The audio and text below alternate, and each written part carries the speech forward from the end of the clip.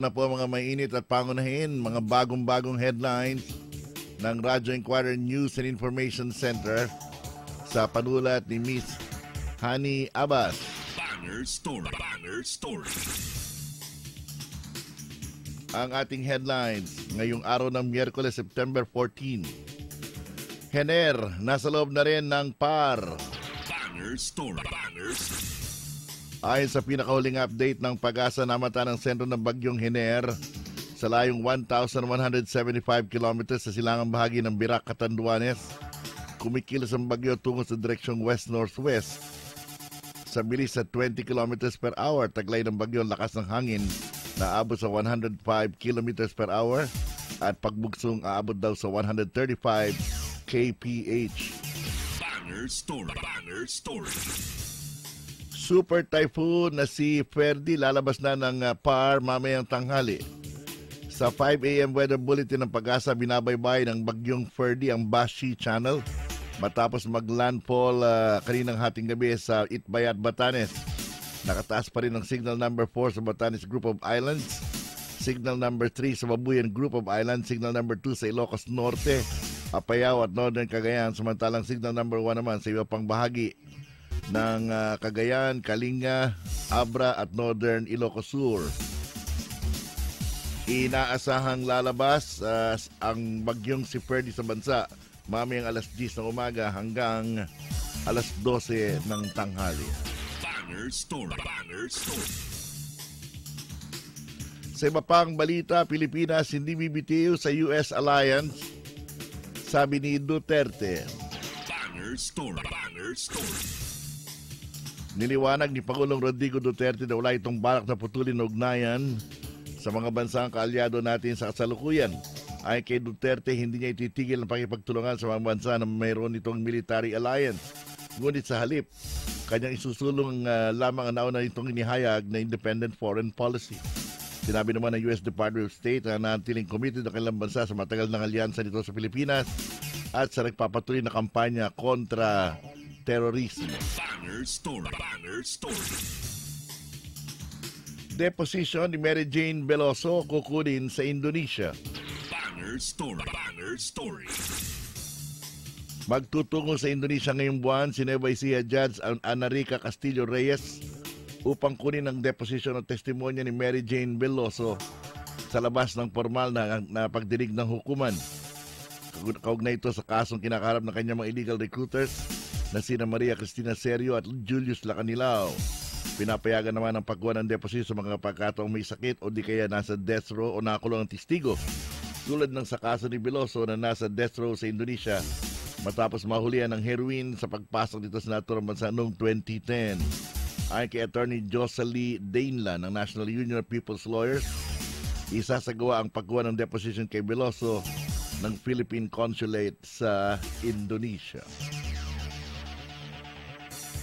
Yan po ang ating mga headlines mula po sa News and Information Center sa panulat po ni Miss Hani Abbas. Banner Story. Banner Story. Arlene de la Cruz, Jake Madarazo. Banner Story. Banner Story. Na nagatid sa atin sa oras na 6:18 ngayong umaga. Punta naman natin ating mga headlines mula po sa ating data screen. Napaparod nyo yan sa ating digital boxes, sa mga cellphone, o sa inyong desktop mga babayan sa pamamagitan po ng Facebook at saka ng YouTube at ng digital TV sa Beam Television at sa ating mobile app na Radyo Inquirer. Balita mula sa Israel, former President Shimon Peres is in serious condition in hospital after stroke. Na-stroke pala itong pinuno ng Israel. Ang sabi ng mga doktor, ang dami raw dugo. Super Typhoon Ferdy may exit PAR between 8 a.m. and 10 a.m. today, sabi ng Pag-asa. Typhoon Hener, o itong may international code name na Malakas, entered PAR at midnight tonight, may not landfall as it nears Luzon. Hindi raw magla-landfall itong si Hener, bagamat siya'y pumasok na sa PAR at siya'y nasa bandang Birac, Catanduanes. Arlene de la Cruz, Jake Madarazo. Banner Story. Banner Sa 5 a.m. advisory po ng Pag-asa, ito po pinaka-latest, ang signal number 4. Ibig sabihin, malalakas pa rin ang hangin, 171 hanggang 220 kilometers per hour, ay nakataas pa rin sa Batanes Group of Islands. May mga international report na ang tumama daw ng hangin dito ay 335 kilometers per hour. Grabe. Samantala, signal number 1, mga babayan, ay nakataas sa rest of Cagayan, Kalinga, Abra at saka Northern Ilocos Sur. At ang signal number 3 ay nakataas naman sa Babuyan Group of Islands. Dahil super typhoon po ito eh. Kaya 4 ang signal eh. Ito pa po, Super Typhoon Ferdy made landfall before midnight in Itbayat, Batanes. Pero ngayon po ay bumabaybay na sa Bashi Channel. So pumasok sa PAR itong si Hener. Nag-landfall naman ito pong si Ferdy. Arlene de la Cruz, Jake Madarazo, Banner Story. Yan ang maswerte tayo. Alam nyo kung bakit. Nagkaroon ho ng bagyo sa West Philippine Sea. Inubos ho nung Typhoon Ria. Pumunta ng Vietnam. Nahila yung hanging habagat. Kaya medyo light to moderate lang tayo. Pero kung wala yun, ako tapos. Arlene de la Cruz, Jake Madarazo, Banner Story. Ito, alamin natin ang latest at 6:20 in the morning, mga kababayan. Ito si mismong bagyo, Mr. Hener Kitlong, sa kanya pinangalan ng bagyo. Hener, magandang umaga sa iyo. Hey Jake, maraming salamat. Magandang umaga. Tama yung nabanggit mo kanina, nakatulong po itong bagyong nasa may West Philippine Sea. Bagamat kahit na ganun kalakas, itong bagyong si Ferdy ay kahit pa paano nabawasan po yung lakas ng habagat na nakakapit sa ating bansa. Oo nga. Sa ngayon po, itong bagyong si Ferdy ay naglandfall po ito kaninang alas 12:15 ng madaling araw sa may Itbayat, Batanes at patuloy po itong kumikilos dito po sa may Bashi Channel at inaasahan po kung hindi po magbabago itong bilis at galaw niya na west-northwest at 22 kph. Mamaya pong tanghali ay makakalabas na po ito ng Philippine Area of Responsibility patungo po ng Southern China. As of 4 a.m., ito po ay nasa layong 45 kilometers ilagang kanluran ng Itbayat, Batanes. At may lakas na hangin po ito na umaabot ng 220 kph at gustiness na umaabot ng 255 kph. Yung pong 221 kph, super typhoon na yon. Grabe nga, So, oo. nasa boundary na po ito. Mhm. At ngayon po nakataas ang Tropical Cyclone Warning Signal number 4 sa Batanes Group of Islands. Samantalang ang signal number 3 naman po ay nakataas sa Babuyan Group of Islands. At ang signal number 2 ay nakataas naman sa probinsya ng Ilocos Norte, Apayao at sa hilagang bahagi po ng Cagayan. Samantalang ang signal number 1 ay nakataas naman sa nalalabing bahagi ng Cagayan, Kalinga, Abra at hilagang bahagi po ng Ilocos Sur. Mamaya pong alas 8 ng umaga ay mag-update po tayo dito po sa bagyong si Ferdy. Samantala, ang bagyo naman pong si Hener, yung aking pong katukayo, isa na rin po itong typhoon kung saan pumasok po ito kaninang alas 12 ng madaling araw ay may layo po itong 1,110 kilometers silangan po ng Birac, Catanduanes. At taglay po nito ang malakas na hangin na umaabot ng 130 kph at bugso ng hangin na umaabot ng 160 kph. Kumikilos po ito kanluran, hilagang kanluran na may bilis na 24 km bawat oras. Kung hindi po ito magbabago, itong bilis at galaw ng bagyong si Hener, ay maaari po itong makalabas ng Philippine Area of Responsibility pagdating po ng Biyernes ng gabi. Kung baga susunod lamang po ito sa bagyong si Ferdy, ganyan nga lang po, mas mataas po ito. Malaki pong possibility na hindi na po ito maglalandfall sa ating bansa. Sa ngayon po, wala pa po itong epekto at pagkaya po ng bagyong si Ferdy, yun nga po, na enhance nga po nila yung habagat. Kaya kahit pa paano medyo makulimlim sa Metro Manila, yung nalalabing bahagi ng Luzon, ganoon din sa buong Visayas at malaking bahagi po ng Mindanao.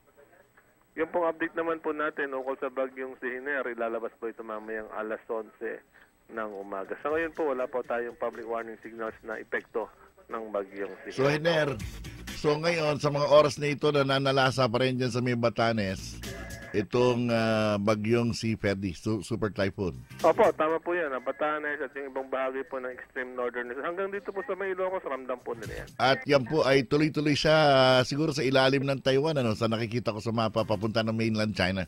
Tama po yan. Sa ilalim ng Taiwan, mismong Batanes po yung dinaanan niya. At mamayang tanghali, lalabas na yan. At so, bukas po yan, o baka mamayang gabi, magla-landfall na yan sa southern China. Okay, in the meantime, di ba meron kayong Doppler radar ba kayo doon sa may Batanes na nilagay? Meron pa, sa may Apari Cagayan. Nakikita ba niya yung lakas talaga ng hangin na tumama? Opo. Yung pong binilagay natin, halos hindi na po nagkakalay doon. In the meantime, anong oras siya mag-exit sa PAR? Bago po magtanghali. Bago magtanghali, so between 8 to 12, ganon. Mga 10 to 12 po. 10 to 12, okay. Yung po yung mata, yung tinutukoy po natin. So, pag lumabas na po yung mata, so yung kalahati, nasa nandun pa rin. Oo. Yung mata po yung tinutukoy natin pag landfall. Alam mo, doon sa himawari ninyo, pag ganito malakas ang sabi nga natin, ang hanging habagat, nakita natin namumula na sa ilalim. Pero sa ngayon, mukhang maswerte nga tayo dahil inubos ng bagyo sa Vietnam. Tama po yan. Pero itong kay Ferdy, mukhang mahina na yung sa Vietnam. Ito yung kay Hiner pala, ito yung makakatikim tayo ng hanging habagat. Maaari po yan, lalo na pag nag-landfall na yung bagyo sa may putong Vietnam at ito naman pong bagyong si Ferdy ay tuluyan ng nag-landfall sa southern China. Ito yung hahatak po talaga. I see. So kailan naman maramdaman ng tao itong bagyong si Hiner? Itong bagyong si Hiner, kung hindi magbabago tong bilis niya kasi nagdedepende rin ito sa galaw ng bagyong si Ferdy, may konting interaction yung dalawang yan. So, kung hindi po magbabago tong bilis niya, kung Miyerkules po ngayon, mga Webes or Thursday, Webes or Friday, yun po maramdaman natin. Po yan. Pero hindi po natin nakikita maglalandfall po ito. Saka tinitin ako yung picture natin, grabe Bali, 3 yung sinasabi nating weather disturbances, may pang-4 pa pala. Sa likod pala. Sa likod ni Hiner, meron pa isa. Meron po isang low pressure area doon na namumuo na po 'yun. Yun nasa Chuuk Island, medyo yun, malakas ba yun? Opo.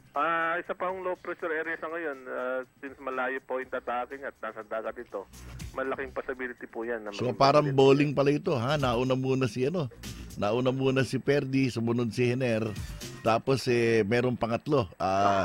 Anong pangalan naman itong pangatlo kung papasok ito? Kung sakaling mabuo po ito, pagkatapos po ni letter G. Pagkatapos po ni Hiner, ang kasunod na po ay GI, Ining. Ining? Opo. Ining naman Babae naman, grabe. Pero in the meantime, sabi nga natin, ano epekto ng hanging habagat sa Metro Manila natin? Light to moderate ba? Opo, light to moderate buong Luzon, maliban doon sa mga may public warning signals. And then doon po sa buong Visayas din po ay maapektuhan din. And then yung malaking bahagi po ng Mindanao, yung pong hilagang Mindanao. Ang kasunod pala ni Hiner, si Helen. Helen. So yan ang makasunod Opo. Naghahabulan sila. Si Ferdy, hinahabol ni Hiner. Nagmamadali naman si Helen. Baka naman nahuli siguro ni Hiner, yung dalawa. Hiner, baka naman kilala mo yan si Helen, kaya nandiyan sa likod mo. Si Hiner. Ganun ba?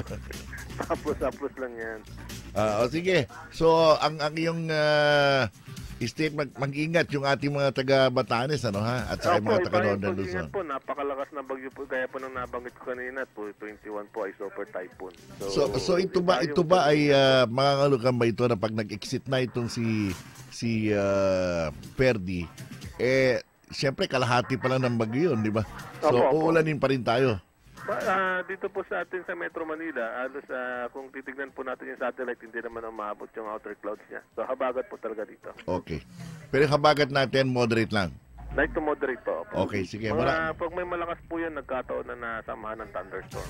Maraming salamat sa iyo, Hiner. At siyempre, antabayanan din namin si Helen. Yes, maraming salamat din po at magandang umaga sa lahat. Arlene de la Cruz, Jake Madarazo, Banner Story. O yan po mga kababayan, si Hiner daw po si Ferdy ay lalabas daw po between 10 to 12. Pagkatapos si Si Hener hindi naman daw magla-landfall pero may kasunod, may kadate. Nasa likod si Helen, mga kababayan. Arlene de la Cruz, Jake Madarazo, Banner Story. Alas 6:29 ng umaga, alamin naman natin ang daloy ng trapiko kay Laila Marcelo ng MMDA. Laila, magandang umaga sa iyo. Magandang umaga rin po sa inyo, Sir Jake, lalong-lalo na po sa mga taga-subaybay ng Radyo Inquirer. Narito po ang lagay ng ating trapiko. Unahin ko po ang kahaba ng EDSA, southbound lane. Mabagal na ang usad ng mga sasakyan, 11th Jamboree, tuloy-tuloy na po hanggang makarating po ng Buendia. At ang kabilang panig naman po ng EDSA, magkakaroon lang po tayo ng moderation. Sa area naman po ng FB Harrison towards po ng tramo. At unti-unti naman pong babagal Magallanes hanggang makarating po ng Pasay Road. May katamtamang pagbagal na rin sa daloy ng mga sasakyan. Estrella towards naman po ng Guadalupe. At light to moderate naman po, gate 4 ng Campo Aguinaldo towards naman po ng Santolan. At sa mga dadaan po sa kahaba ng C5 ang southbound lane, asahan na po natin ang mabagal na usad ng trapiko. Sa area po ng Libis towards po ng Green Meadows. At katamtaman hanggang sa unti-unti na rin pong bumabagal Julia Vargas towards naman po ng Market. At ang kabilang panig naman po ng C5, magkakaroon lang po tayo ng moderation. Dito po sa may area ng Diego Silang Avenue towards naman po ng McKinley Hill. At light to moderate naman pagsapit po ng Libis. At ganoon din po ang bahagi naman ng Katipunan towards po ng Ateneo. At ang Commonwealth po natin ng westbound lane, mabagal pa rin ang takbo ng mga sasakyan Regalado Highway towards po ng Dahlia Street. At unti-unti naman pong magkakaroon ng build-up o pagbagal, Luzon hanggang makarating po ng Tandang Sora. At muli masusundan naman po ng build-up Techno Hub towards po ng Philcoa. At ang Quezon Avenue po natin, magkakaroon na po tayo ng moderation, elliptical road, towards naman po ng Agham. At mabilis hanggang sa katamtaman lang po dito sa may area po ng West Avenue. At ganoon din po, light to moderate, Araneta, towards po ng Santo Domingo. At yung mga pabalik po ng pa-eastbound lane, wala pa naman po tayo monitor na pagbagal, mabilis pa rin ang takbo ng mga sasakyan. At paalala po sa ating mga motorista, ang ating number coding ay nagtatapos sa number 5 and 6. At patuloy pa rin po ang ating window hour alas 10 po ng umaga hanggang alas 3 po yan ng hapon. Maliban lang po sa lungsod ng Makati at Las Piñas. At para pa po sa iba pang katanungan at impormasyon, maaari nyo naman po kaming tawagan. I-dial nyo lamang po ang aming hotline 136. Laila, yes po. taringin lang kita, meron ba tayong major accident ngayon? Alas 6:32. Sa mga oras ito, Sir Jake, wala naman po kami natatanggap na report regarding po sa mga vehicular accident sa iba't ibang areas po ng Metro Manila. At sa monitoring ninyo sa TV screens ng MMDA, mabilis naman ang daloy ng trapiko, ha? Mabilis-bilis na raw. Sa ngayon po, yung the usual pa rin po na may build-up sa kahaba ng EDSA, simula po Timog hanggang Buendia po. Pero yung northbound natin, medyo mabilis-bilis pa naman po. Pero gumagalaw naman yung southbound mo kahit papano. Moving naman po, Apo. Okay, sige. Maraming salamat sa iyo. Laila Marcelo po, magandang umaga ng MMDA. Walang aksidente ngayong umaga, mga kababayan. In the meantime, sige, kunin natin itong Meralco bago tayo mag-break. Alas 6:32 sa umaga. Meron ba mawalan ng kuryente ngayon? Rafael Aguinaldo ng Meralco. Rafael, good morning. Po, magandang umaga po, Sir Jake, at sa ating mga tagapakinig. Ngayon pong araw ng Miyerkules ay meron po tayong isang power maintenance schedule. Ito po ay sa Caloocan City. Ito po ay bandang alas 11 ng gabi hanggang alas 6 ng umaga ng kinabukasan. Ito po ay sa bahagi ng Baltasar Street, mula Kapasi Street hanggang C3 Road. Kasama po ang 5th, 6th, 7th Avenues, Galauran, Ladurata, and PC Villa Streets in Grace Park. Ang dahilan po nito ay various line maintenance works. Ilan po ang ating power maintenance schedule sa araw na ito. Saan lugar yan? Saan lugar yan? Ano? Grace Park. Anong oras? Ng gabi hanggang 6 na bukas. Mahaba, 7 hours yan, ha? Apo, tama Anong lugar sa Grace Park ulit? Ito po ay sa Baltasar Street, Kapas Street, C3 Road, kasama po ang 5th, 6th, 7th Avenues, Galauran, Nadurata, and PC Villa Street. Mahaba yan. Kabilaan yan. Hanggang Avenida pala yan. Ano, ha? Apo. O sige, maraming salamat sa iyo, Rafael Aguinaldo. Arlene de la Cruz, Jake Madarazo, Banner Story. Mga taga Grace Park, 7 oras kayo walang kuryente. Mamayang hating gabi, ha? Mamayang hating gabi, mga taga Grace Park. 7 oras, wala kayong kuryente, 11 to 6. In the meantime, mga kababayan, magbe-break muna kami. Mag-text kayo sa amin sa 0920-837-9790 kung may balita kayong gusto iparating sa amin. Okay ang mga comment. Oras natin, 6:34 in the morning. Open up.